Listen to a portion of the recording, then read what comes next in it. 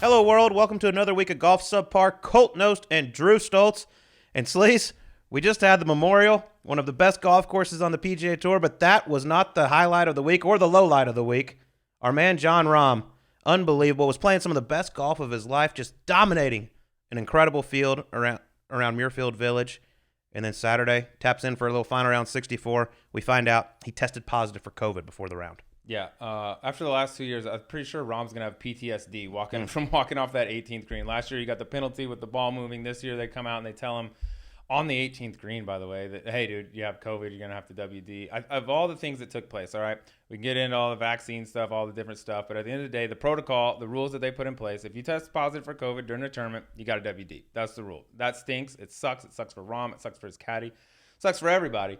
The only issue I had with the whole thing was, like, I didn't get why you got to tell the guy on the 18th green. I think you were putting Rahm in a position to really look like an idiot if he doesn't take that news very well. Luckily, he did. I think he handled the whole thing about as well as you can for a guy that you're just stripping $1.6 million from. His caddy, too. I mean, that thing was going to be a runaway. You can't convince me that anybody was holding that trophy at the end of the week other than Jon Rahm. But they're telling him on the 18th green, dude, like, you know, Rahm gets fired up about stuff, man. Like, he could have easily lost his mind, and then the cameras are right there. It's like, why can't you just walk the guy in, tell him to put on a mask, hey, we got something we need to talk to you about, and go do it inside? Yeah, I think, you know, looking back, the tour probably wishes, well, they're obviously very thankful that Rahm handled it the way he did, because I'm with you. He could have lost his shit right there on the 18th green, and it would have been a scene. It would have been, you know, worldwide news everywhere at this guy. It was worldwide news because here's a guy dominating a golf tournament, and he has to withdraw and just go home, or actually, you know, sit in Columbus, Ohio now for 10 days before the U.S. Open because of this, you know, testing positive for COVID when, you know, he didn't even feel anything. Like, he didn't even know he had it. You know, he was having to test every day because of contact tracing. He came in contact, you know, with someone the week before, apparently. So he was testing every day, was negative all the way throughout the week. And then all of a sudden, bam, here it comes. Saturday afternoon, all hell breaks loose. And I tell you what, though, you know, you got to give it to Jon. He handled it very, very well. I was talking with him that night. He's like, listen, man, it sucks. It's part of life. You know, I'm very fortunate that I'm okay. My family's okay. But it does suck. It does suck, and his family's okay. They're coming over from overseas for the first time in like almost 2 years, I believe. And he was looking forward to that, spending time with his family. Now this throws a wrench and all that. I mean, it's the nightmare scenario for the PGA Tour. When we first started playing golf again after COVID, like, we were throwing out all the hype. What if this happens? What if that happens? Well, one of them was, what if a guy tests positive on Sunday when he's holding a huge lead and it's a big tournament? It just turns out, just so happened, Jon Rahm, one of the marquee players on the PGA Tour, at a big tournament at Jack's house, goes in. We had that exact situation happen. This is like the first kind of black eye, I think, since COVID. You know, they've been doing great. You know, there hasn't been much going on as far as this. You know, a few people here and there, but this one, I mean, you brought up a great point on our SiriusXM show. You're like, what if this was Sunday? Exactly. I mean, and here he is. They find out, you know, say the rain delay happened and, you know, he had to finish his third round Sunday morning. Then he tests again. He goes back out, and they find out when he's, I believe, on around hole 11 or 12. And they're like, okay, this isn't good. We got to retest. We got to double check it, which they do. And they found out about 20 minutes before he finished.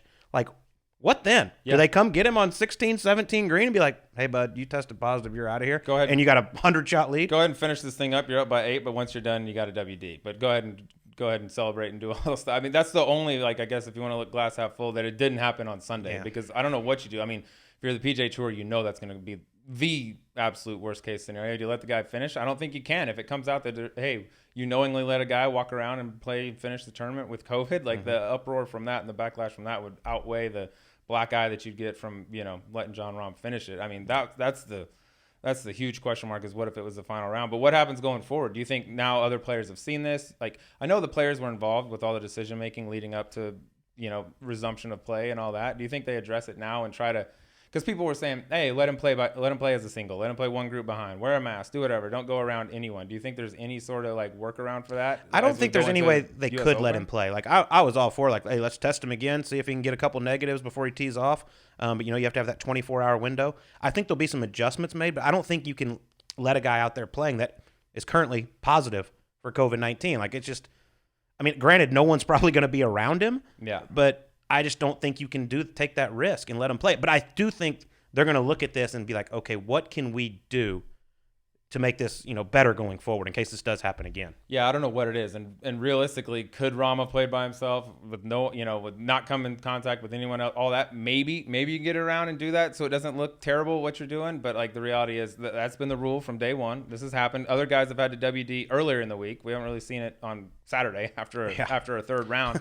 But like 18 if under you par. make some weird exception, like, all right, Rahm, you play as a single back here and carry your own, all the stuff that people were throwing out, right? What about the guys that have already, had to WD from tournaments? Like, well, I had to WD. Why don't you let me play by myself? I could have made the cut. I would have made some money. I would have got some FedEx Cup points. Could have kept my card. Why are you making an exception for John just because it's, John Rahm and it's the final round? He's leading by 6. I think they did what they had to do, but it just sucks because, like, that's the nightmare. And we haven't really seen it up until now. All the COVID cases really have been before the week started and they got him out of there. This is the first time we've seen it, and it was John Rahm leading by 6 at Jack's place. 18 under par through 3 rounds, running away with it. And I tell you this, it sucks that he went out, but as far as a viewing standpoint, it made it more interesting. Obviously, they had to talk about that a lot, but then you have Colin Morikawa and Patrick Cantlay tied for the lead going into Sunday, and it was a hell of a tournament with Patrick Cantlay ended up winning it in a playoff.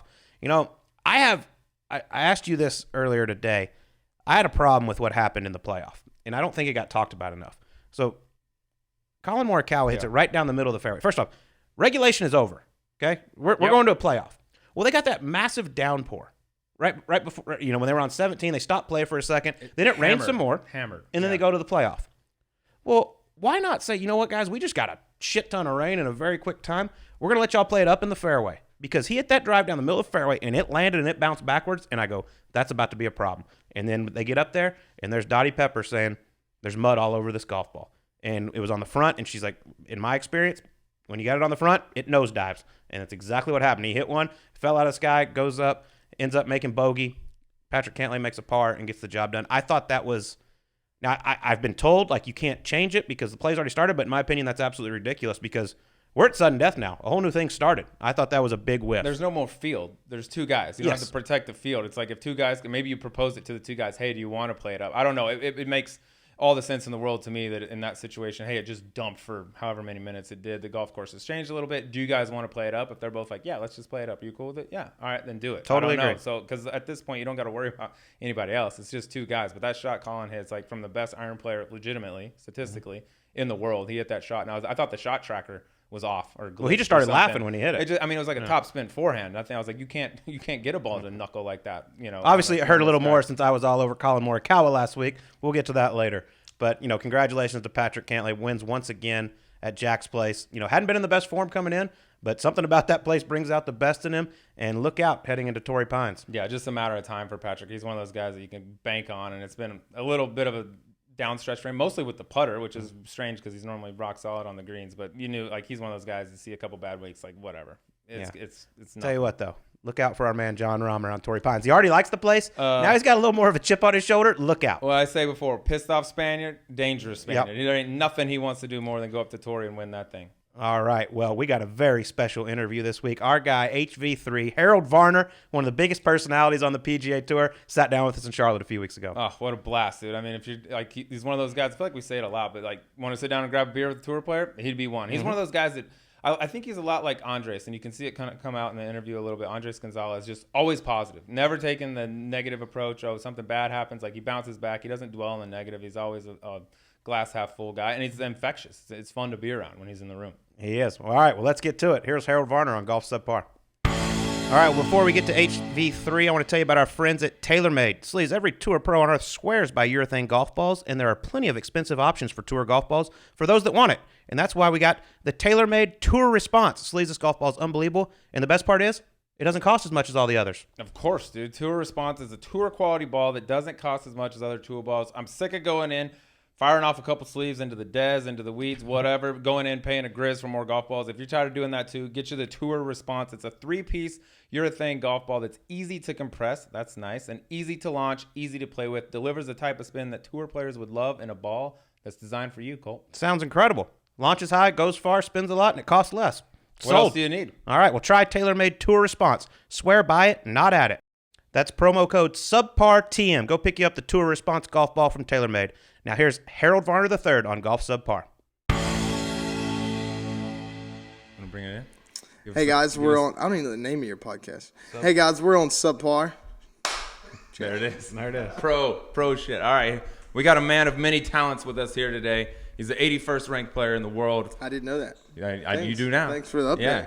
Congrats. One of the biggest personalities on tour, hosts his own podcast, handsome dude, does it all. Harold Varner III. Welcome. Obviously, we're not scared to lie on this podcast. Exactly. Just go home and go to sleep. I do nothing. But welcome. We've been planning this for quite a while. I'm glad we finally got you. We got you in your own backyard, luckily. I'm not really good at showing up, so... You're a tough one to lock down. No, if I can find any way out, I'm like, all right, I can do it the next time. You don't want to spend time with me and Sleaze? That's not the problem. It's just when you just run yourself ragged, like every chance you can get to not do anything, you do it unless you have to absolutely do it. Well, you just added something to your mix. You guys gave me an incentive, a little bit of cash. I was like, I'll show up. Yeah. Don't be telling people that stuff. Keep that on the hush. Yeah, didn't want to spill the beans, but thank you guys. I'm really excited to be here. It's been an honor. Turn it on. Are we done yet? All right, well, let's get to know Harold Varner III. I mean, obviously started golf at a very young age. Your dad put a club in your hands at age 2. Yeah, I don't know what he was thinking, but I'm sure it was like the Fisher-Price things. Yeah, my dad obviously loves golf, and, we've played a lot together, but I just couldn't imagine as I'm about to have a kid, I'm like, put a golf club in their hands at 2. I'm just trying to get them to be quiet at 2 from when I, think. Yeah, I got a 2-year-old. Future parenthood. She's a long ways away from holding a golf club, I can tell you that. How old were you when you're like, this is my thing, this is what I'm going to do? So when I turned 9, at our local course, is Gaston Municipal, just like right down the road. It's called Catawba Creek now. They had this deal. I mean, it's $100 from June 1st until September 1st, Monday through Friday. You could play golf. Just think about what you've done with $100. What I did with $100 today. What have you done? Hey, valet guy. All right, there you go, bud. Whatever. But just the. Damn, I'll park your car. How many cars you got? It's for the week. Them all, bro. So I just. Basically, just my dad would drop me off on his way to work, and my mom would pick me up, or she wouldn't. I would just be out there, all day. So I had access. That's the biggest thing, I think, about getting better at golf is just being able to go play whenever you want. So I had a great opportunity there. Yeah, you said it was a municipal golf course. Tell us a little bit about it because, some kids grow up, the country club life. Yeah. So a little different for you. Yeah. What was it like? It was awesome. There was 50, there's 20 to 50 kids that did this thing. So every day there was just a group of kids that would play. We didn't do everything right all the time. So there was these old men that would just be policing us out there. So was it fun? Yeah, it was good when you weren't in trouble. But it seems like at the start we were always doing something we shouldn't have been doing. What's the most trouble you got in? I got hit into, and. Here we go. I knew it was coming. There we go. And it just kind of rolled by, and I just picked it up and I hit it back, and I got suspended. So. Who hasn't done that as a kid? I do every time. I didn't know. It seemed like I was the only one in Gastonia. What are you doing, Harold? I was like, I don't know. It seemed like the right thing to do. I hit it back, though. It was quick hooks. I was like, damn, they don't even know I hit it back. I almost smoked these people. It was a good idea. It happened to me, too. These guys hit into us 4 times. They hated us kids being out there, and we were waiting on the group in front of us, and they hit one, and I teed it up and sent it right back at them. You can have it. Pro didn't like that one too much. And it landed 30 yards short of them. No, That's not true. They were old. I believe it. Played at a retirement community. They were old. I could get there. You rep Gastonia. Am I saying it right? Gastonia, North Carolina, pretty hard. Give us a Harold Varner tour through the town. What's that town like? It's like if you drive and you blink, you'll go right through it. It's a great place. A lot of great people. I always say this. I think it takes a village to raise a kid. Parents can't do it by themselves, and Gastonia is basically my village. And then obviously it got bigger as I got older. Being in Charlotte, Charlotte's a big place, but there's a lot of people that are doing a lot of good things, and they run in the same circles that I feel like. Has there or will there be a Harold Varner, maybe street, statue? Oh, yeah. Anything? I hope not, because I think if you want to help someone, you just do it because it's the right thing to do. One of these in downtown? Ooh, that would be awesome. Yeah. That shouldn't be downtown, though. That should be put in the front of every golf course. I got to witness it up close and personal at the Waste This Management. is a good story. That's right. Thank you. I was hoping we'd hit on this. Of course we will. Colt, go ahead and ask the question so I can just proudly say. Well, I don't have it, but tee it up.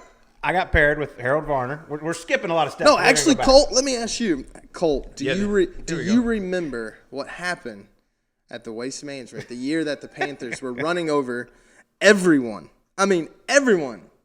Do you remember? I remember I got paired with you, which is always a joy. All right. My first thing on Tuesday at noon, I'm like on PGA Tour links at noon, refreshing to see who I That's get to the play best with day ever, Thursday, like- Friday, and I get Harold Varner at Waste Management Base Open. The Carolina Panthers are in the Super Bowl, and I'm like, And I we just remember that thumped game. the Arizona Cardinals.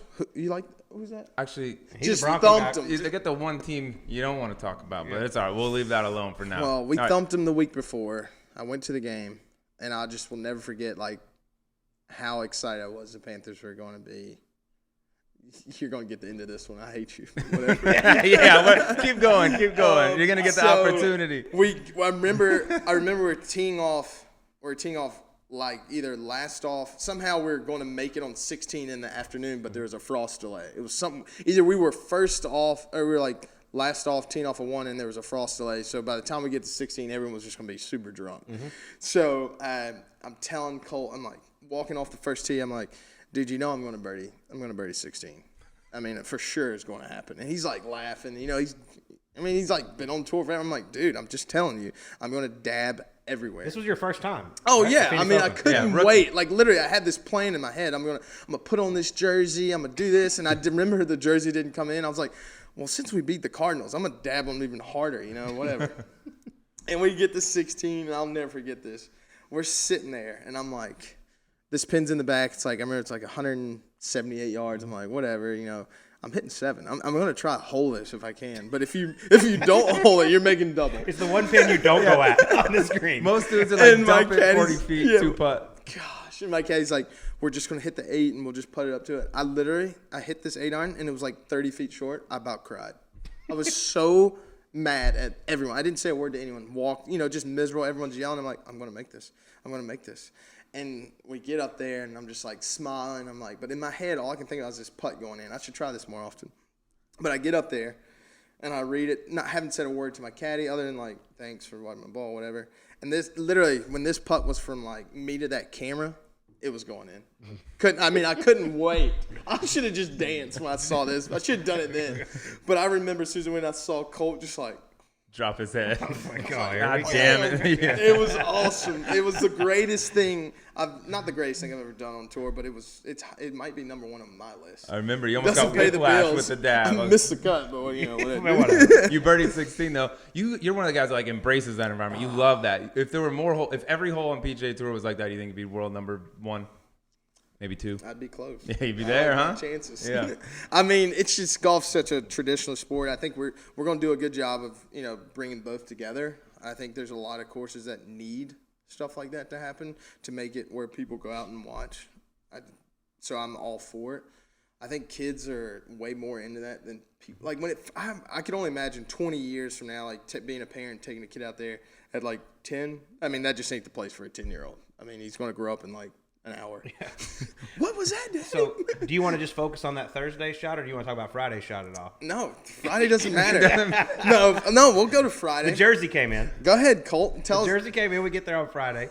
He puts it on. He's going to hit it, and he starts. Literally, I can't even breathe. He's My like, heart's this just isn't going to work. So I hit first, and he's way longer than me, obviously, like everyone out there is. And I hit an 8 iron in there, 20 feet. Good shot. Okay. Oh, man. I look over, and Harold's got 8 iron in his hand, and he's jacked. They got the jersey on. They've already Dude, booed it him. took off. got It looked like my adrenaline? driver. Yeah. It was just like. And I'm like, I look ooh. at his caddy ran. I'm like, this ain't it. And he goes, I can't talk. He couldn't talk him out of it. And this thing, I thought it was going to go out of the stadium. How far was the hole playing at that time? 160. And you got 8? Dude, this 8 iron probably went 180 yards. And you got juice. You got adrenaline. Here's the best part. I got the luckiest break. It didn't go flying over the bunker. It stayed right on top over the bunker. I was like, whew, all right, I'm thinking I have a chance in my head, like as an optimistic person, like, oh, dude, I'll get this up and down. Yeah. I get up there, and I'm just like, I'm about to like say a little prayer before I even hit this. I don't dump this right in this, after dabbing on everyone the day before. Well, they've already forgotten about that. And I get up there, and they're booing, and I chip it up there to like 10 feet, like sick chip, like Sick. Like didn't think I it don't was even that sick. spin the ball. I hit like little like clankers that like dump down there and they roll. And this thing like has spin on it. I'm like, whoa, I didn't even know I could do that. So I get in there and I make it, and I dab again. It was awesome. It was great. I love that. So now it's just like a common. Everyone's like, I'm like, man, we went on a run that year. Like Charlotte was one of the. It was so amazing. Like just being, of age and actually being able to enjoy like the town, properly. Because last time we were there, it was 2004. I think it was the last time we went to a Super Bowl. And I mean, 2004, I legally wasn't doing much at all. Yeah, legally. Yeah, Legally. Sneak that in there. All right, we got a little ahead of ourselves there because it was exciting. No, we did not. We did not get ahead. That was the one roadmap. story I wanted to correct. We definitely got it. We got to talk a little bit about the Corn Ferry Tour, though, because it's pretty cool. I mean, you turned pro in 2012. You get out on the Corn Ferry Tour in 2014. I mean, you had a good year. You finished 30th. Yeah. Which top 20, 30th on the money list. Top 25 get their PGA Tour card, which you never had. I wasn't ready. So that's what I was going to ask. Did you look at that year as like a positive, or you're like, damn, I was so close? Man, I had one bill. I had a car payment of $162. I was like, I'm rich. Hey, we're good. I ain't never leaving this. It's fine. This is perfect. So I learned a lot, but I was rich, and it was awesome. Like, I wasn't prepared to be on tour, because if I, think about it, if I'd have played well like that, just that decent on the tour. But I remember when I got done playing that year, I was like, well, then if I'm that close, I mean, literally all I got to do is make like one more putt, two more putts. So it was just, my transition was awesome, I guess, just because I didn't go out there and have to grind. The first scare I ever had was, I guess, 2017. I'm sure we'll get to that. But, like, I never really, I always kept my card. I always had, the first tournament I ever played, I was leading after 54 holes. It was like, all right, this is cupcake, But I never really won a lot. I won twice in college. I won the state am. I didn't do anything spectacular, but I just always believed that those guys they're not better than me. That might answer this next question, but you spent what 2 years on the mini tours before you got on the web? Was there ever a time where you were thinking like, this might not be it, maybe not golf? Never. Yeah, because what ended up happening is my first Monday qualifier ever, I got in. It was the Chiquita, and it was at Longview. I think, yeah, it was at Longview. So the first one I ever did, I get in, every time. And then I get into the U.S. Open the next year. My first PGA Tour event was Marion, and I'm over here watching this guy dying while I hit my first tee ball. I'm over here, can't breathe. Can you stop playing with your knife over there, bud? So every year, I just kept getting better. I kept, knocking on the door. So I never, thought I wasn't going to make it. So never a backup plan. If golf doesn't work, then this. The problem I have is that I've learned since, I'm not old, but being 30, is that these people that try to play, watching them shows me how hard it really is. Because, to me, I was like, just keep playing golf, dude. You're going to keep getting better if you just keep focusing on the things that you need to do. And I'm still doing that. And every year I feel like I'm doing something I've never done before. Obviously, we want to win.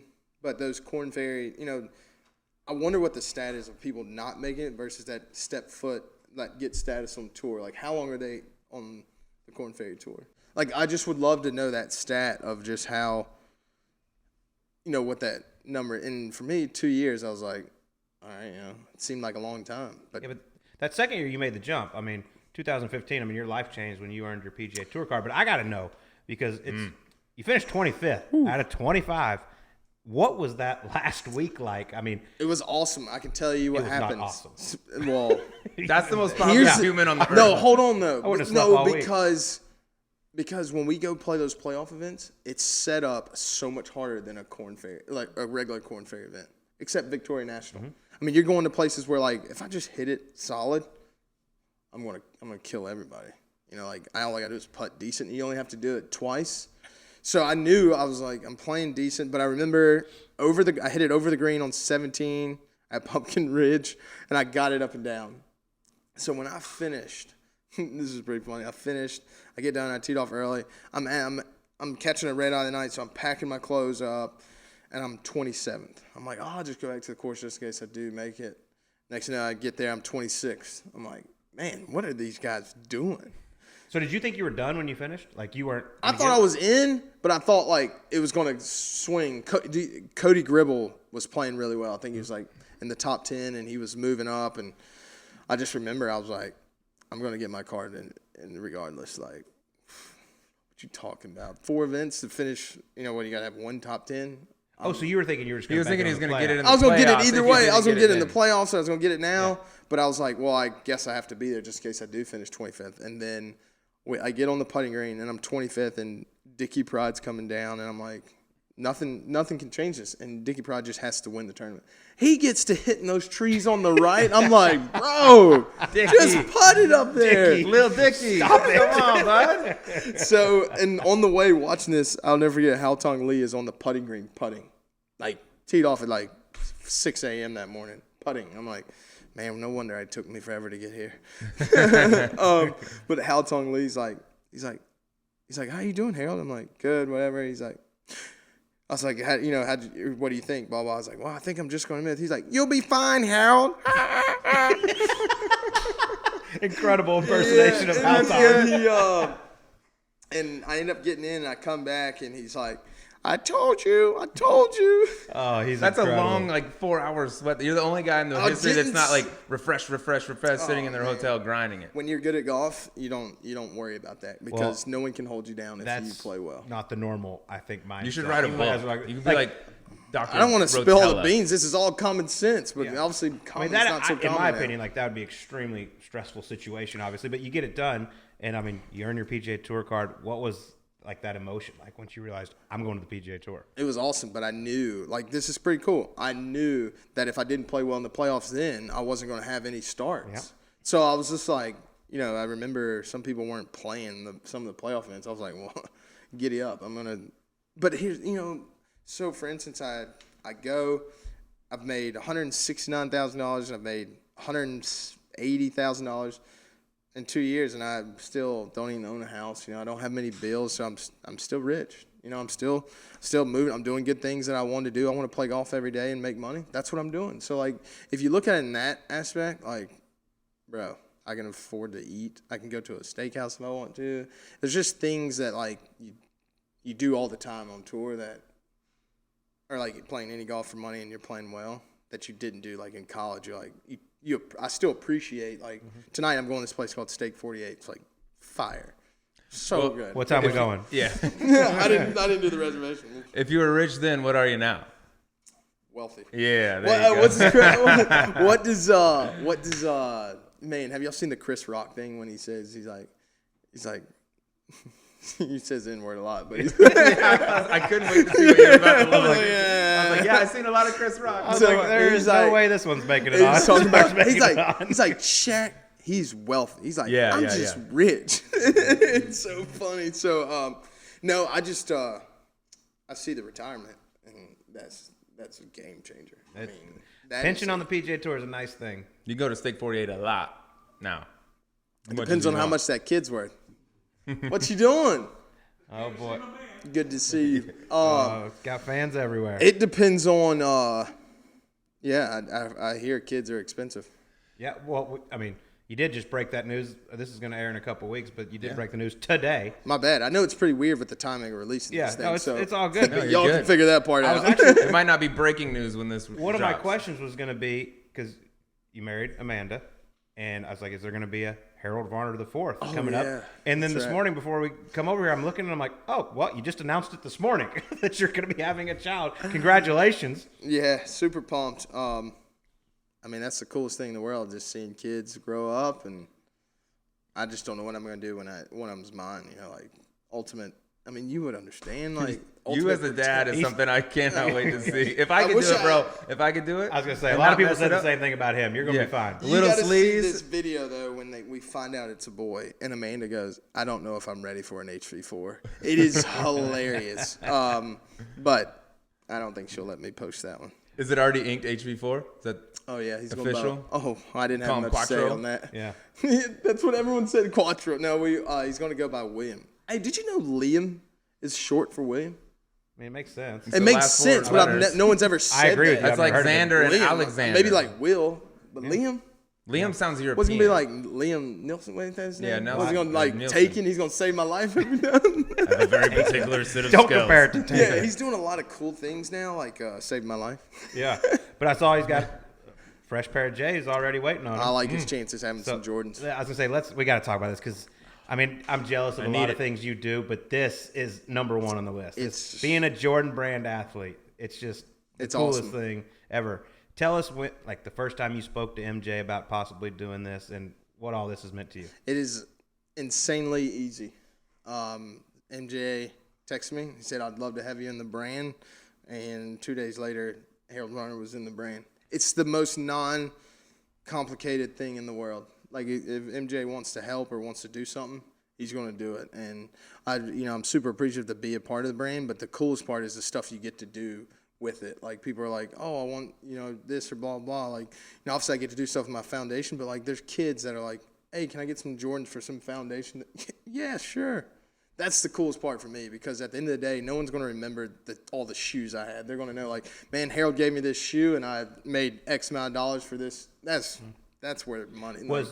When he reached out to you about being this Jordan, is a great story. Was that the first time you talked to him? Yeah. Oh, wow. This is pretty funny. Hello. So 2017, I almost lose my card in Greensboro. Finished 12th. Keep my card. I go to the next event. MJ texts me at like 9 a.m. Do you have his number already? Is this the first time you talked to him? So I'm really close friends with a guy named Fred Whitfield, who's the CEO of the Hornets. I guess then they might have been the Bobcats maybe. But he goes, the boss is going to text you. And I'm like, like for like 45 minutes, I was like, who the hell's the boss? Gotti? Yeah. John Gotti? So I get this text, and I'm working out that morning to go play a practice round, and I totally forgot. It feels like something you could forget. No. Hey, Jordan might be texting you. Exactly, but no one, every time I tell this story, everyone's like, I mean, how'd you do that? I'm like, bro, you just forget. You go play practice round, and you don't text back. And I get back to the house or to the hotel, and Amanda's like, I told Amanda, I was like, man, I feel like MJ's going, or some boss, I'm pretty sure that's MJ. And she's like, did MJ text you? And I was like, he did. I forgot, like 7 hours later. You took 7 hours to respond It's not to MJ? longer. Oh, my God. I'm not good at responding back. Like right now, there's people texting, and there's a really good chance I won't. I just. Yeah, but MJ's a different. I the longest agree, he's had man. to wait I ever for a totally. text back? I don't know. You don't know. I don't ask. So yeah, it's been a great experience. Obviously going again. So started up this year. So it's good, man. Like what do the shipments look like? Yeah, dude. Well, Candace, my social media lady, she freaking took a picture of my room. I was in it last night. I was about to ask. There's all those just you sign, and all of a sudden, like, cool, what's your size? Here's 200. Because you have it's wall to wall both sides. So I was crying they almost. send you something every month. Once a month, a big box. What do you mean something? What's something? They send you a pair? Nuh-uh. How many? A lot of pairs. I probably have 400. Yeah, there's a few. You might have like 396 after I was in there. We were about the same size. I could fit these things in.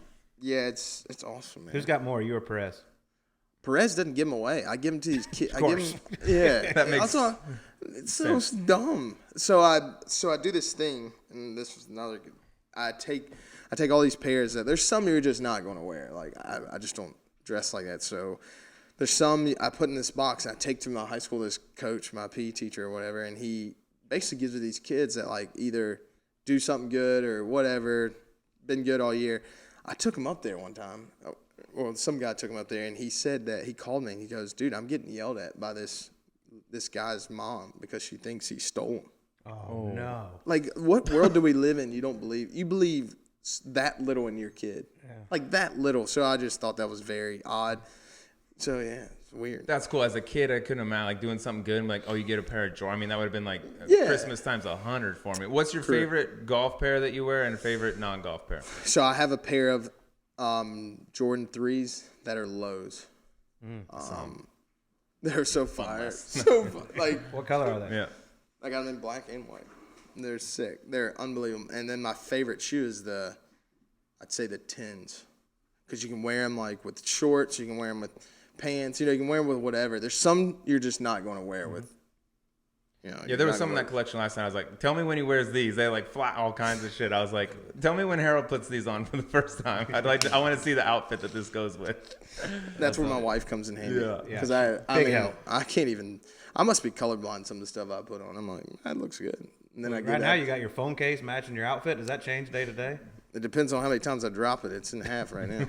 But obviously MJ built his course Grove 23, which a lot of the tour players call Slaughterhouse 23 because he just absolutely murders them. Have you been a victim of Slaughterhouse 23?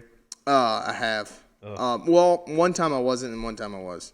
One time, I got lucky. 15, 16, and 17, he's getting no strokes. So you're like, you better play well. You better play well. And I went birdie, eagle. And then the next time, I didn't have much of a chance.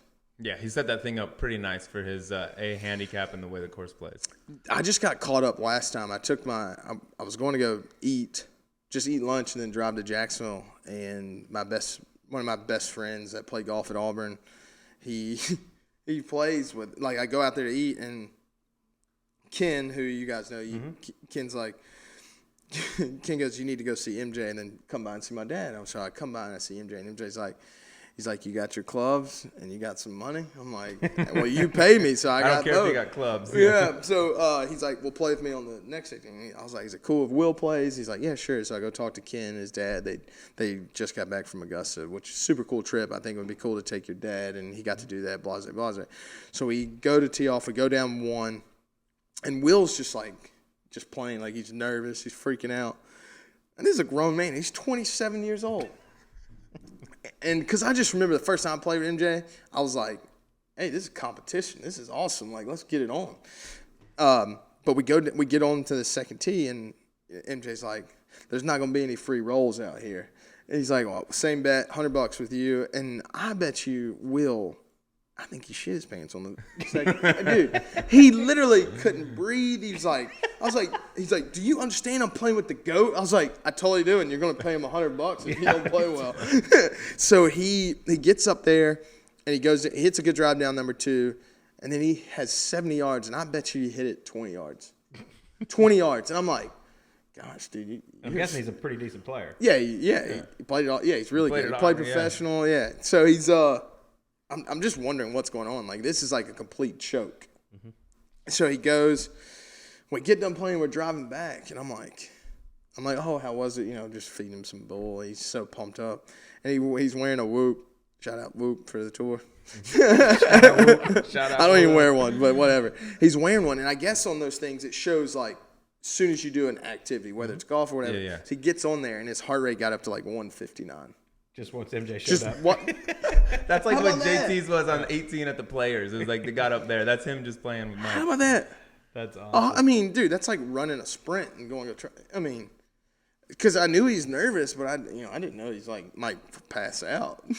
Jordan's probably won more golf bets just having to complete holes than any human in the world, because they all show up and get a game. Of course, you're going to get a game with them, and then they freak out because they're playing with Jordan and shoot 1,000. Like, there's a former pro hitting at 20 yards. I couldn't believe it, man. I don't know. Because the first time we played, I don't know, maybe because I had spoken with him before and, like, met him, but I just, we're gambling. You got to play good. Yeah, but that's not normal. I think most people would be in total shock. I totally agree. Yeah. Today we played in the Pro-Am, this guy was like, if there's one person I meet, I would literally lose it. And I was like, all right. So you didn't get nervous about me, bud? What about me? How about fluffing me a little bit, huh? Yeah, so that's my favorite memory playing golf. I mean, the other one, I forgot my golf shoes one time, and he just called somebody, and this guy just delivered some shoes. It was like something straight out of like... Just some dude that's his job, just deliver shoes when guys forget just them. Delivered it to Medalist and was like, there's some shoes. I was like, someone within 10 miles at all time that can have your shoes in a second. I love that. So it was, I've had great experience. I mean, it's awesome being a part of the brand. I mean, it's just cool, like everyone wants to be a part of MJ if they can. It's Was that like your first pinch me when Jordan calls you or texts you and says, I want you to be a part of the brand? Like, oh my God, here I am, kid from Gastonia, came up Web.com. You're talking about how you're rich on the Web.com, and all of a sudden you're on the phone with MJ direct. Like, that had to be a little bit of a moment in your life where, like, holy shit, I can't believe I'm here right now. That was cool, but the biggest moment was when I got to build my parents' house. That was like 15 acres, huh? That's grown man's playland. But building my parents' house was it. Because, like, when you're a kid and you, like, see stuff wrong with the house, you're like, well, I can't do anything. And now they live in a house and it has no problems. They're getting old. Like, that was to be able to do it, and me also live the same way, not, like, have to sacrifice anything. It was like, man, you go make another putt, your parents are going to be set. And they're, like, about to retire. I'm like, you're about to retire? I mean, how old are you? It blew my mind. So the Jordan thing was cool because more people talk to you about that. But on the inside, the cool thing about when my parents' house was getting built, I could, like, go out there and I, like, saw it. And, like, my parents got to pick stuff. I'm like, I hope they're getting as much of it, like, like as much as I'm getting out of it, they're getting out of like seeing this happen. So that was the pinch me moment. I think this kid's going to be number one when it's all said and done, because every time I look at like all these famous people, they're like, and we talk about like having a kid, they go, wait till that thing comes out. And then people that mentors that have like talked to me about, they're like, it all changes. I'm like, man, I've changed a lot in the last 10 years, so don't we'll see how this one goes. Was it true? You mentioned your parents. After you finished the final round at Bethpage, you were in the final group. You went home the next day and you mowed your parents' lawn. So true. That's incredible. It's not. I love mowing grass. No, but that's it wasn't about my parents. It was You know about what? my I would dad. never miss a good lawn You mowing. can't answer your phone. It's the best, like, because you can just be like, I was working, I was doing something. But if you go home and sit at your house and like, why didn't you answer? Nah, bro, I was doing something. It's mowing. Now you got the big John Deere, right? It is Get with the big boy, the unbelievable. diesel. I mean, it's unbelievable. This mower. It has heat, it has AC, it has radio. There's a CD player in it. Who has a CD player anymore? Yeah. Has a CD player in it. I Yeah, got some CDs. So I don't mow too often. This old man, Ernie, he wanted to quit like driving to some work. I was like, Ernie, man, you got more money than anything. You're 78. Like, just don't do anything. He's like, well, I got to ask you, can I just mow the grass? I was like, yeah, sure. So he comes and he brings like a little 6-pack of Budweiser and brings his lunch and mows grass. And like, so I always say this place where I call it the land. It's the land built by Gastonia, because all these people just contribute and do things that I'm not sure I would want to do at 78. I ain't mowing nobody's grass at 78. I want to see 78 first of all. Yeah. But yeah, 78. He gets in there and he gets so wound up. I don't know if he like sometimes messes up, but he ran into my parents' car one day, and he's like, I'm not mowing anymore. And my mom made him get back in this mower. I'm like, what is this like an old person's thing where y'all just like, hey, pat on the back, good job mowing the grass, even if you ran into the car, like. So I just think it's hilarious. Like, go ahead, mow it again, do it again. But you mentioned it's got a CD player, and I don't know if you know. Sleaze, he just said he has some CDs laying around. I got some He had a fire couple for albums. you, bro. Maybe this is our way we can get it out there. What was it called? My CD? What was your band? My album? What were you and Graham? The Bomb Squad. Bomb Me and Graham Squad. Delette. I'll run. You need that little taste of that, a little sample. It's it's in the vault. It's like Dre's Detox. Like you keep I'll run about it by but might never come out. I'll run it by Ernie. Let you. I don't That think dude he's will listening to that that music. That dude will be mowing that lawn faster than ever before. So- That's the I last thing you need. I'm glad you admit you have them, because you kept saying, "Oh, I don't know where they're at." they don't But exist. now Also, you by the way, have them. They don't exist. We'll Hollywood Discuss this up. So later. it doesn't exist. But yeah, I'll slide. Maybe I'll talk to my people and see if we can slide one single your way, just so you get a little taste. But I mentioned, but I didn't bring up. You went and mowed your parents' yard after the PGA at Bethpage. You were in the final group with Brooks Koepka. Man, remember it like it was yesterday. I mean, you were, I think, was it 7 back to start the day? I mean, 6 back. Yeah. I can tell you everything that happened. I can Well, tell you you birdied right. the first hole, which was awesome. After just Hit smashing two of the best shots I hit all week. That's what like people don't understand. Like that drive and that chip shot, like running it in there. It was on replay the other night, and I watched it all. I was on last night, I think. Was it last night? I watched or it. 2 nights? I couldn't. I can't get enough of it. So Because that's like what wakes you up every day. yeah, I mean, it obviously didn't go the way you wanted, but Tell me about it. tell me what you learned from that day, because I mean, that's a big spot, obviously. The biggest thing I learned is that like you are more than capable of winning a major. Mm-hmm. Like you can't tell me I can't win a major. Like that was the hardest. I mean, we played Bethpage in the just the playoffs. Like played well there, but like playing in that environment, those kind of people where they're like gagging, like that was embarrassing. Like if you can handle that kind of stuff, you're more than capable. But the biggest thing I learned is not to get ahead of myself, because I can tell you exactly what I said when I birdied number 1. You got to walk through the tunnel. I got in that tunnel, and you think it's like this little fairy tale thing where you're gonna walk through, like I can rocky little thing. You're like, oh, let's go.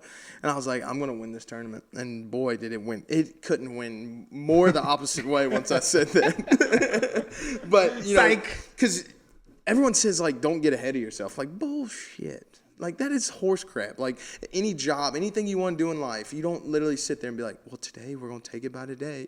No. When it gets to the highest moment of doing something, making a decision, you have to lean back on the things that you're taught, like when you're a kid. Like, play golf, relax, enjoy it. This is what it's all about.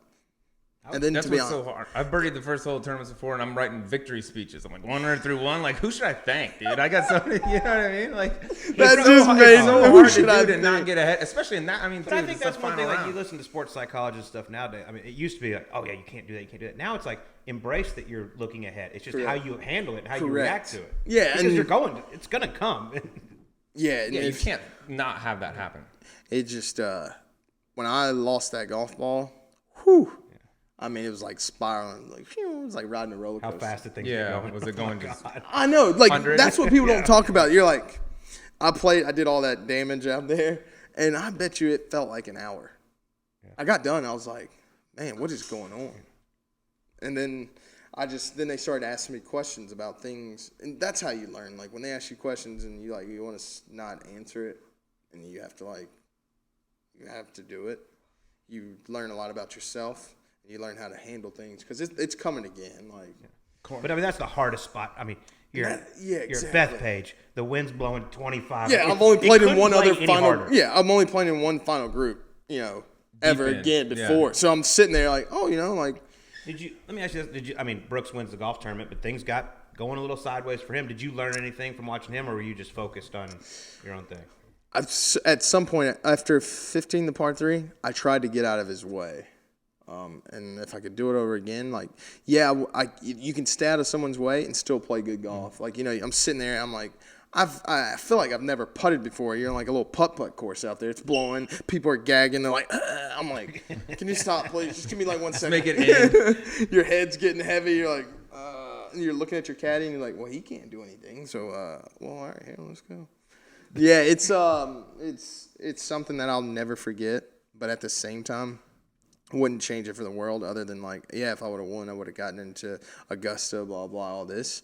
But in reality, if you would have said you're 6 back on the last round, you're in the final group, and you like really were thinking about winning, you know how well you have to play and what has to happen for that to like work out. I would have been a little bit more realistic, and that just comes with experience, and you're not going to get that without going through it. And I find it amazing when these guys come out here and they win immediately. I'm like, man, that's just, it's not easy. And everyone's got to run their own journey. That's one thing I've learned in the last 2 or 3 years is that like, it's not about everyone else. We're so good at getting on our phones like, did you see what he did? You see what he did?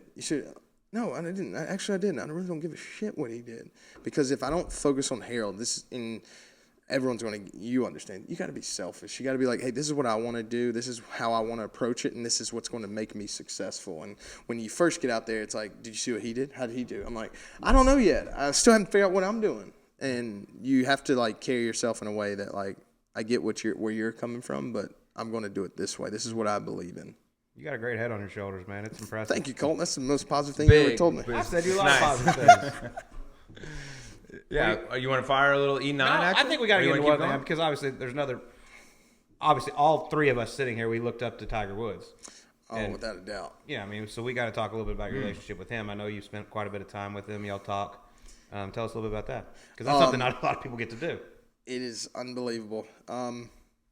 Yeah, obviously you look up to him. I mean, remember being at this tournament and like crying that he didn't sign my hat. 12 years old, he big timed you. Oh, I told him. Where at? Couldn't wait to tell him. Right here. Quail Hollow. And it used to be Damn, like Tig. now it's like you walk around, but it used to be you just walked right through and there was just an open path. And I never get off standing. I mean, you're always plotting when you're trying to get his autograph. You're like sitting there. You're like, all right, if I stand right here next to this lady, he'll sign mine, then hers. And then that one doesn't work. You're like, well, what if I just go behind it? He walked right to her and just kept walking. Signed hers, kept walking. I was like, this mother lover. I was so pissed. And I'll never forget when I told him, and I don't know how this makes sense. I told him the story. He goes, might be the reason you're out here. And just kept walking. Interesting. And no, it's not. That's dumb. Yeah, that dude, is no, that it's is not, not the dude. reason. He was an absolute dick to you. I as a cried kid, for bro. 3 Yeah. days. Yeah, so I love that he wants to try to take Yeah, credit for it. he spins it to a Because I positive. ignored you. That's why you're on the PGA You're Tour. welcome for giving you that chip on your shoulder. he just basically, obviously he's got a lot on his plate, has been so open to me. I mean, I've got to spend some time with him at Medalist. I think if he was our age and still at a high level, I don't think there's a single chance we would be this close to him. That's what I think. In my deep down inside, you can say whatever happened, he's opened up. I think when it comes down to it, that guy would give up his life to make sure he beats you. And now that he's older, and it's like there's no more you can't compete with him. He's like, all right, and that's what I mean, and I may be wrong, but that's what I truly believe. I think who's going to compete with him? No, I think there's I think no you're more 100% rival. correct. I mean, People try to say like, oh, he's nice now. No, man, he's old, and he, the game's changing, and he just kicked everyone's ass for so long. He has opened up a lot. There's no doubt about that. But when he was hurt in like 2017, 2018, Justin Thomas came on here and said he wasn't able to play the Masters, so he would go over to Tiger's house, and Tiger would help him with some like pitch shots and stuff like that he was going to face at Augusta. Then 2019 comes around, Tiger's coming back, and Justin goes, "Hey, you want to work on some of those pitch shots?" No response. Tiger's back playing. He's like, nope, not helping you now. Yeah, I kind of like it because I think that every human's going to go through something, and they're never going to learn they can learn things, pick things up of how to get through it, but like you're never going to learn without, running. You run into that wall. You're like, all right, man, it kind of hurt. I probably should go around. Or that perfect example when a kid says, "Hey, man, that stove's hot." All right, let me see how hot it is. Like there's no, that's never changed. That's been around since the beginning of time, and it is what it is. With all the time you spend around Tiger, is there one thing that sticks out, like that you've been taken away from it? Yes. So growing up, everyone, because obviously I'm terrible at focusing. I mean, I can barely focus right here. I'm sitting next to you guys, but I'll never forget my dad and everyone be like, "You just need to focus." Like, man, and in my head, like, "Yes, sir," But in my head, I was like, "No, I don't. I whoop your ass. Like, I don't need to focus. I'm getting better every year." So I never forget. I asked him. I said, "Hey, man, what do you do to focus?" Like I hear that, my dad's always talking to me about I need to focus, and he's like, "Actually, I hear everything." And I was like, "What?" I'm thinking, I'm like, well, where are we? We only got like 20 more feet to walk before like everyone's going to be around you. He goes, playing golf is like reading a book with the TV on. And your mom's always been the one to like read the book, watch. I'm like, what are you doing? So I go home, I get this book. I haven't read a book in forever. I'm like, dude, if you're reading a book and the TV's on, you can read everything in that book while the TV's on. And you can turn up the TV and you can, and I was like, I get it. So it made me become more me. Like I can be whatever, but I can hear everything. It was nuts. So how's your focus got better? Like after hearing it's that, gotten worse. I know when it's time for me to do my job and do my thing, I can hear everything. I can relax, but I know what I'm trying to achieve. I'm not stressing more to try to focus. Like I can't hear you. I can't. No, I hear everything. It's okay. Just go about your day. Are you like a focus for 30 seconds for this shot real quick and then no, once it's I off, don't focus. I'm checked out again? No, I just play golf. Like, and I can do it more because I just be myself even more. So like that's what it's created. Like I try to focus. Don't try to focus. Just do what you know what you're trying to do.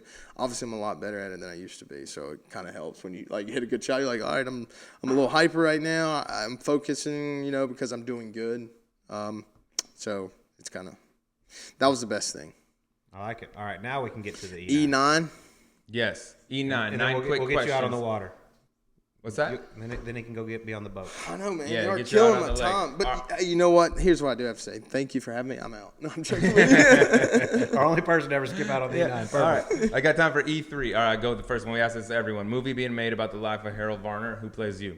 Denzel. That was That was the most easy. given one ever. That's my password to everything, if you guys want to know. Oh, perfect. I'm joking. Thanks. What's There's a lot of good hackers out there. Be careful. What's your pin? No. Let me think. I got a few. Oh, I forgot that one this morning. All right, next question. You got your trusty sidekick, your head cover Gerald, who also has a Twitter handle. Who gets trolled more on Twitter, Harold or Gerald? I don't even know who runs Gerald. Perfect. So I don't know. I get everything. Everyone sees the one about people placing bets. That's my favorite thing in the world. I like gambling. I like believing, if I can't do it, all right, let's see if you can, whatever. So I like that stuff, but all the stuff we're going through, it's hard to sometimes respond. Like you just, hey man, take that one on the chin. Gets to a certain point where there's only so much You Harold can't to win. go around, and Gerald for that matter. He's getting pulled in Gerald's a lot of doing directions. fine. Yeah. Gerald gets to see it How all. many Twitter followers does Gerald have? Let's find out. He's a See, I beast. haven't looked in a while. That'd be sweet. Anyone slide into That'd the be What do DMs you of think? Gerald? You ever check haven't- Gerald's Well, I don't know how many DMs? you have, but I'd say Gerald. I don't has know how like many I have. 20,000. This is perfect, so I got a follow up for Gerald. Being the Yeah, maybe you the can big run deal it. that he is. Gerald Varner. Oh, there he is. What's he got? Gerald's got 1,000 followers. All right. That's 1,000. All right. Come on, Gerald. You got to get out there. A freaking head cover. It's hard to type with stuffed fingers. That's All funny. right. You ready? This one's about Gerald, too. Your driver, head cover, Gerald, and your good friend Wyndham Clark walk into a bar. Who pulls more chicks? Well, one of them's a human, so I know, but I'm gonna go with Wyndham. But barely. Oh God, I can't. It's disappointing. I can't. I mean, it's not. He's a great guy. Wyndham. I had to be professional. That's the camera response. No, that's when you go next. That's the camera response. Next. Okay. Somebody say something next. Okay. All right, next question. Perfect. You keep pulling your hat up. Neither you or I are blessed with the greatest hair. It's but beautiful. you actually pay somebody, which is that once true? a month, man. You can do that yourself. Not many people do? know about this that we don't talk about in the golf world. Dude, the ingrown hairs that black people get, I feel like I could like cry. I mean, the ones under your chin. So this guy comes and he cuts it with this thing where it's not too low, and I'm just all about paying free. Okay. But you guys it looks better when a white person like grows their beard out, or maybe it's just me. My beard's not nice.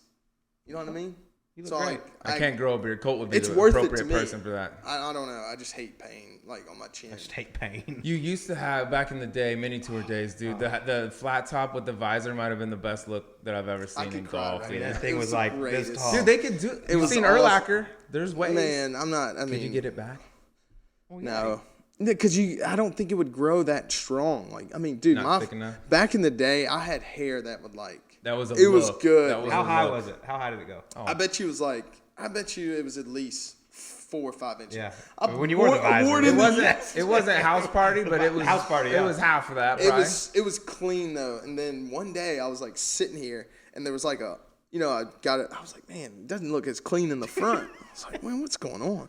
So one day I shower and it kind of lays to the side. I'm like looking. I'm like, man, this is going back way faster than I would like. And then I got a faux hawk, and the faux hawk starting like in the middle. I was like, well, time to go. Oh, that's awesome. Yeah, if you could get that back though, there are ways, but that was the look of all time in golf. Brian Urlacher it was called very Harold Varner. Yeah, Urlacher we've can talked die. about it. He's hard to even recognize. We've talked anymore. about it, and I just didn't. Crazy. The day I was supposed to go get it done is the day the world shut down. How about Oh, that? Oh, you were really? going? Oh, that might have been a sign. I think I was talking about going. Okay. Okay. Could have been a sign. All right, next one. Who do you think put the dab on the map more, you or Cam Newton? Cam Newton. Did you steal in the it from golf Cam, world. or he stole it from you? No, Cam did it, and we loved it. Like, you just don't understand. In Charlotte, like Cam, I mean, he didn't go out the way that I would have liked, but when he was winning, man, people like wake up like, man, what's Cam gonna do next? And I love it. And when he's dabbing on people and everyone's getting mad, no, they're not mad that he's dabbing. They're mad because he's scoring. And I mean, everyone loves a winner. Everyone does. Are you still dabbing out there? Like Phoenix Open. I next year, dabbed if you this come year. back and make a 30-footer for birdie. Is that the celebration? 100%. Okay. Why would I not? That's Why your would I thing. stop If it dabbing? ain't broke, you know the deal. Well, I don't know. I made 30-something pars in a row one time out there and still dabbed on. All right. Well, I'll ask a golf one here. If you could take a part of any PGA Tour's game right now and put it into yours. This is so bad. Like, do you ever do this? Whenever someone asks a question, it's who you did it well, did it the best the last time you were with them. Okay. So Brendan Grace, his chipping, unbelievable. I thought you would pick someone's putting. Just because looking at your stats, like you strike it very, very well. Your putting's the one. Hey, you know what? But I'm climbing. Yeah, You know? you And are. who would I putt like? I'd putt like Harold Varner because I believe I'm the best putter in the world. That's perfect. So I just keep going the direction I want to go. I think I'm working. I definitely work a lot more seriously, though. I definitely focus when I practice way more than I used to. Tiger didn't tell me anything about that. I kind of just You just took figured that on your own? Yeah, maybe I should focus for an I hour. should stop talking. These guys are good. All right, well, when you're not practicing, though, you're hosting a podcast Hold now. on, let me get putting. Ooh. No, I got to answer the Oh, I thought you said you. No, I mean, Brendan yeah, Grace but I'm chipping. always going to say me. But I'm just saying, no, he said what part. So putting, and he's not hurt right now? You can pick anybody. Tiger. He made every putt that he looked at. Perfect. That had to happen. I mean, think about how excited you got when that guy made a putt. We never missed one that mattered. Yeah. That's what we talk about this all the time. Like, think back to like Tiger's career when he had a putt on 18 he had to make. Name one he missed. A putt to win. Unbelievable. Name a miss. I mean, there's not. Name crazy. 10 wins right off the jump. Yeah. You think about it. The but you can best name is ones when that they matter. do these comparisons, like, and Colin Morikawa, he's doing a great job when they compare it, and like Tiger's is like, oh I'm yeah, like, was he that good? You know, like I'm over here questioning, like, man, did I miss something about Tiger? that's when everyone's like, I would love to compete against Tiger in his prime. Like, no, you wouldn't. No, you wouldn't. Here's the numbers. That's why. This is the tournament that I just got tired of him blowing me off. Right here. Yeah, you're welcome I was for that. sitting at the locker and I was like, man, are we gonna ever play golf? Like, come on, man. I've been waiting. You've helped me out a lot. You withdrew from the PGA. I got in. You withdrew from the Pro-Am at Safeway, and I got to play with Steph and balled him up. So you've helped me out. But, dude, I want to play golf with you. Like, dude, I've looked up to you. Like, when it comes to golf, who wouldn't want to win that many times? Yeah. What'd he say? He's like, I'll text you on Monday. I was like, all right, cool. And he told me what time we were playing, and I, like a little kid, I just showed up. I bet it was. You make him wait 6 hours? No, he's all big about, like, he's got to take his kids to school, and then he flies out. So, like, no. Oh, I thought it was a tournament. Gotcha. Oh, no. Oh, no, it was. It was at the Players. It was easier, though, because we don't have a Pro-Am. Gotcha. Yeah. All right, so it happened. All right, podcast host now, ripping it with George Savaricas. Give me your one dream guest. After The Last Dance, MJ. You can set that up, can't you? No, I don't think it's that easy. But No? No, being in the brand's cool, but, that's a little different. I would say MJ, just because when you watch The Last Dance, man, literally, I was living on the lake at the time, and me and Amanda would literally, we'd get off the boat to watch this, and I just didn't know MJ was that good. I mean, I know he's good, like, I get it, but I wasn't old enough. I wasn't old enough. I didn't see him play. His logo all over my body. Yeah. No, I mean, I get that, but man, I didn't know that he was that, and how he carried himself, because we would see. I mean, how old are y'all? Did y'all get to see him play? Mm-hmm. I didn't get to see. I saw him play for the Wizards. Did you watch The Last Dance? I mean, I'm saying The Last Dance doesn't count as watching it happen. Like, I played with Ron Rivera today, and he was like, I was in Chicago, same exact time. And I was like, how cool is that, blah, blah. But, you saw him play the last year, like, in Chicago. I never saw him once play live in Chicago on TV. I remember when he came back, I got the 45 jersey. I saw him live when Rodman was on the team in San Antonio. Cool. No way. Yeah. See, I didn't get to do anything like that. I remember every time I saw Jordan. He came to Denver one time when they went 72-10. Nuggets beat him. We were dog shit, and we beat him. And I was like, the biggest moment of my life. I was like, dude, we saw MJ lose one time. Dude, how about that, man? These guys come to these cities and, like, not playing. Yeah, that's a tough It's deal. different now. They played all the time. I don't care how different it is. The amount of money they make right now. Yeah. And, they're softer now. Yeah. I don't care how soft you are, but I just think you owe it to the fans to be presentable. Be that guy. Like, if you want to make all this money and complain about doing this and that, do the stuff that people don't want to do. Like, until you own the team, do it. I just can't. That was his quote when he said, every night I showed up, I knew there was someone in the stands that never seen Michael Jordan play. Nobody thinks like that anymore. And then with social media, you get these people that come from all over the world and post about it, and they still won't. Like, I mean, for me, I'd just be like, all right, I'm playing. This guy just flew. I mean, stress management. Get out of here. Yeah, that I wasn't even gonna go that far, but that's just so true. All right, number 8. Let's just say your wife Amanda gives you a celebrity hall pass. Ooh. Who would be your celebrity hall pass? It used to be Gabrielle Union. Gonna have to talk to D Wade about that.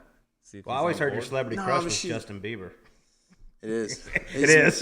He's the most talented. He is one of the most talented people in the world, and everyone laughs, but it's unbelievable, man. I just love how obsessed you are with him. I mean, it's incredible. Hey, I mean, if you favorite guys Bieber song, real recognize real, and then we'll get. It's a Christmas song with Boyz II Men. La la la. Yeah, it's so good. La la la. The Christmas. I mean, his Christmas album's good. Every artist. Sorry, in the world I makes mean. one. It's not even his own All right, back to song. the celebrity crush. It was Gabrielle Union because Bad Boys 2 is one of my favorite movies. I'm definitely going to be if I had a girl, I was definitely going to be Mike when he comes to the door. Reggie, I'm definitely going to. Yeah. So, I don't know, man. I don't know half the celebrities' names. You can go Gabrielle Union. Yeah. You want Gabby? Age has gotten, like. Oh boy, hope she ain't listening. She's mad a at She big can listen. I'm just saying, people get older. They don't look as good. It's just facts. Like, one day I'm going to be that person too. Like, hey, you still love me, Amanda? She's Not probably for a like, long time, the way you look. All right. When that kid comes out, I won't be loved as much, which is fun. We got time out. We bought a dog, and she loves him more than me. Yeah, he's a beast. Some days he scares me. Yeah, he's like a little drug dog. Yeah, until I come around, and You he's give like, that German command, and he'll rip your arm off. he's awesome, man. Until you mess with Amanda. Yeah, he's a beast. All right, last one. Let's say you miss a cut on tour. You're gonna go out that night, full send. Which 3 other tour players do you want with you to have the best night? Yeah, I'm cool with Wyndham, Matt Every. Ooh, This last spot's a tough one. it is. It's a tight click. I kept it tight at 3. Dub. He's fun. He said Dub. I've had a good Dub time Every. with Johnson Wagner. Oh, interesting group. I like to have a little age so they can tell you when to go home. I've had some good time with Colt. Like, Colt's acting over here like, who would it be? Who do you Colt, No, I'm not on tour anymore. I would definitely seek. All right, cool, man. I'll go. Yeah, why not? I'm not going to be the one to tell you to go home, though. No, exactly. That's why we got Johnson to be the chaperone. Awesome. All right, there you go. I love it. I hope he hears this. This is going to be great. He's so mad. HV3, man, we appreciate it. Appreciate you, my man. Thanks for having me. Thank you. That was fun. All right, well, that was HV3 sitting down with us in Charlotte Sleaze. He's an absolute beauty. Might have more ADD than any PGA Tour player. He bouncing off the walls in there, but he is just such a joy to sit and talk to. He's a breath of fresh air. I was just gonna say, he's like a little water bug. It just he's all over the place. He asks one question, then it goes over here, it comes back. If he gets on that Webb Simpson caffeine routine, I don't know you'd be able to corral that kid. But it was fun talking to him, man. One of the things we got into, I know you and I are both jealous of, is that Jordan collection, dude. We went to dinner the one night during the tournament, and then we went back to his house for a little bit. So I went up, I was like, yo, show me where they're all at. Walk up the stairs, go into his room, and it's not Pat Perez's room, but Pat Perez has been around and been doing this for a lot longer than Harold. But I mean, some of these shoes, and he wears like my same size. I was like, hey, Bob, come on, you're not these ones right here. You ain't wearing these. Which ones are you not wearing? Let's go. But I mean, the collection is stupid. It's so jealous of that, man. But just such a good dude. The way he embraces the gallery out there, one of the biggest things that stood out with me in his career, he played in the final group with Brooks Koepka at the PGA Championship. He birdies the first hole Sunday. He's like, I'm going to win this thing. And it didn't go his way. I mean, he didn't break 80, but the way he handled it afterwards, he's like, you know what? It's no big deal. I played bad. My mom's still going to love me. She's going to give me a hug when I get home. Yeah. It's all good. I'm going to go home. I'm going to cut her grass the next day. I mean, he's still doing that. That just kind of speaks to what kind of a guy he is. I think he's extremely appreciative for everything that he's gotten. He's turned into a world-class player. And he's going to be one of those guys. When he gets that win, it's going to be one of the, everybody comes out for. Everybody celebrates. Because Harold's just, like I said, he's one of those guys you want to be around. The energy goes up. The fun goes up. He's just that guy. Yeah, this game can get you down. It can beat you down. But Harold's one of those guys. I mean, he loves it. He loves being out there. He loves playing every single week. He doesn't consider it a job, and that's really, really cool to see. Yeah, he's one, he could miss 5 cuts in a row, and most people, you know how golf gets, dude. Golfers are so quick to turn on themselves. They're like, I suck. I smile the whole way Harold's around. never like that, and legitimately, one of the only other people I could think who are like that is Andres Gonzalez. Like, no matter what's going on, he missed 10 in a row. He's like, it's about to happen. Like, I'm close. And that is really rare in pro golf. Yeah, can't thank him enough for sitting down with us. It was an absolute blast. And like you said, when he gets that first win, look out. I'm going. Wherever it is, I'm going to be there because I want to be a part of that party. It's going to be like Shane Lowry over there at the Open Championship, except domestic stateside. And he might have the entire tour there celebrating with him. They might cancel the next week. It's like, we didn't get enough guys to show up. I tell you what, you're setting the bar high if you're comparing it to Shane Lowry's celebration. It's going to be big. I know that. It's going to be big. And I want to be there for it, too. All right. Well, let's get to the gambling portion of the program. Sleaze? There's another disaster that happened this week. It was almost a really big disaster for you because I almost picked up my first W. Colin Morikawa loses in the playoff to Patrick Cantlay. It was heartbreaking for me, and I still have a bone to pick with my bookie about a certain bet that happened, but you know what? Good luck. Yeah, whatever. They're very reasonable people, Exactly. those bookies. You'll have good luck with that. All right, producer Mark, give us a little update on the standings. Yeah, Sleaze had Charlie Hoffman, who finished T57 after a disastrous Saturday. And Colt got his third runner-up finish of the year. Can't close it. Colin Morikawa for just north of $1 million, bringing the lead to a now commanding $1,304,587. That one stung, dude. That one stung. That one stung. By the way, how nice is it? Solo second is a lot better than T2. How about solo second for over $1 million? Yeah, that's nice. Rahm could have slid in there and taken that 1-6, would have been fine. You know what I mean? The lead would have been a little less. And then about Hoffman? I said I'm going a little off the grid. I'm gonna take a little bit of a flyer, no pun intended, on the Seagull. He'd been just hadn't not top 20 in about 7-8 weeks, whatever it's been, a couple months, and then sure enough, I'm looking in there like, all right, he hung in there. He's 1 under heading into the weekend. He's gonna get out early on Saturday. He'll be fine. Look, next thing I do, I look up 80 piece. The dude hasn't done anything. His wings got clipped. Perfect golf shots for months, and then I pick him, and it's just. So that is typical Charlie. Is it sad to say that this is the nicest thing he's ever done for me is shoot 80 when you pick him? Did you call him and be like, hey, just so you know, Sleeves picked you this week? But I'll tank this week. I've been on a good run. Oh, my God. I definitely did not. He wouldn't answer my phone call anyway. 80. And then on top of that, the guy who's going to win the tournament gets that's a WD, and then you slide into even more money. So all the cliches, you know them. Listen, they're still in play. It's 1.3. I mean, if you go out and you pick a winner and I miss a cut, you take the lead, basically. Yeah, it's one win, but it's still kicking the nut. $1 million loss on the week. All right, well, we're on to Congaree, a place that is not known by very many. The Palmetto Championship at Congaree, taking place at the Canadian Open this year. I actually had the chance to play it during Harbortown. Really cool place. Tom Fazio golf course, 7,800 yards, but it doesn't play like that. The fairways are like jet runways. I mean, they are concrete. It is all fairway and then waste bunkers. It is beautiful. It's in the middle of absolute nowhere. Ridgeland, South Carolina. You ever been there? Not yet. Okay. It's on the list. But it is an incredible golf course. I mean, a special, special place. I'm interested to see, what these guys do to this place. The owner has come out and said he wants single digits under par winning. Good luck. I shot 1 under when I played it from all the way back, so I have a feeling they might get to double digits. Yeah. You might win this damn thing. Yeah, but I'm not them. You might win this. So this is going to be a tough one, though, because not a lot of people have experience around here. The field isn't, overly loaded. You got, with the U.S. Open being next week. We got Dustin Johnson, Brooks Koepka in the field. But I do have the honor, and I'm going with a guy that has some experience around here, and he's been either really hot or really cold lately, it seems. Finished 3rd in Charlotte, missed the cut in Colonial, was playing well in the U.S. Open qualifying. Not sure if he made it or not, but I'm going with Keith Mitchell, my guy, Kevin Mitchell. Keith Kevin. Friend of the program. Bougie man. Of course he's a member. How would he not be a member? I feel like he slides into everywhere. All right, Keith, that's a good pick. I love the Keith, man. I'm just going to go off the top because I don't really have any background to go off of. I don't know anyone that's seen this place or whatever other than Keith being a member. I'm going to go Harris English, 25-1. If you look at his recent form, it's okay. Couple top 25s in his last 5 starts, 13th at the Byron. I don't know. I'm just kind of really taking a shot. I didn't want to go top. It's hard to use Brooks Koepka or Dustin. Yeah, do I want to use them there? Odds are both those guys can be somewhere near the top of that leaderboard, but it's like I want to save them for one of the big ones coming up, and who knows how motivated they are. I don't know. It's leading up to a major. I'd rather take them at a major than leading up to it. So I'll go Harry English, 25-1. Keith Mitchell and Harris English. Those are our picks this week. That's going to do it for us. We got an amazing guest next week as well. Possibly the nicest man on the planet. Noda Begay joins us in studio. Yeah, he's a tough one to find something to say bad about. We're going to sit down with Noda, chop it up, talk a little Tiger. He knows Tiger. Sure. Do you know that? Yeah, he's friends. I've heard they're friends. It's same way Justin Thomas, Jordan Spieth. They're friends too, dude. There's a lot of friends in golf. All right, well, we're out of here. Everybody have a great week. We'll talk to you on next week's Golf Subpar.